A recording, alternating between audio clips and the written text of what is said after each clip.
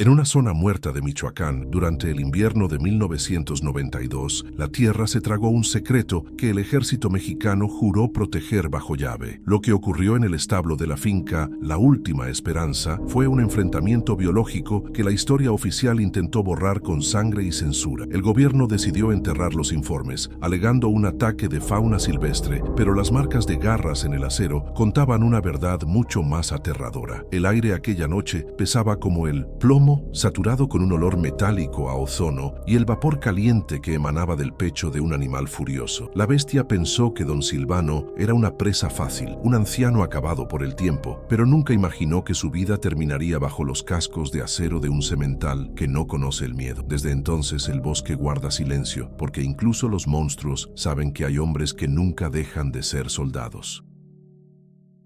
Don Silvano camina con la pesadez de quien arrastra cadenas invisibles forjadas en el olvido de las montañas de Michoacán. A sus 68 años, su rostro es un relieve accidentado de cicatrices profundas que narran historias de guerrillas y abandonos que el gobierno prefiere ignorar sistemáticamente. Sus manos, toscas y curtidas por el sol inclemente del campo, conservan siempre un aroma penetrante a tabaco de hoja y a la crin áspera de los caballos que ha criado con devoción casi religiosa. En la soledad de la sierra, el tiempo parece haberse detenido en una pausa tensa, donde el aire enrarecido de la Sierra Madre del Sur apenas logra llenar sus pulmones cansados. Cada surco en su piel representa un año de silencio autoimpuesto, una barrera física contra los recuerdos que acechan en las sombras de los pinos altos que rodean su propiedad. Antes de continuar, suscríbete y cuéntanos desde qué parte de México o del mundo estás viendo esto. La finca bautizada con el nombre irónico de La Última Esperanza se yergue como un monumento a la resistencia humana en un paraje donde la civilización parece claudicar ante la inmensidad del bosque. El viento aúlla con una insistencia casi humana entre las copas de los árboles, como si las ráfagas heladas intentaran susurrar disculpas por los horrores que han presenciado a lo largo de las décadas. En este rincón olvidado de 1992, el calor opresivo del mediodía se transforma rápidamente en un frío cortante al caer el sol, obligando a los pocos habitantes a buscar refugio tras paredes de madera que crujen con cada cambio de presión. No hay lujos en este terreno pedregoso, solo la certeza de que el aislamiento es tanto una protección necesaria como una celda para un hombre que ha decidido enterrar su pasado bajo el polvo acumulado. El centro del universo de Silvano es un semental de raza azteca llamado azabache, cuya presencia imponente infunde un respeto que bordea lo sagrado entre los peones que ocasionalmente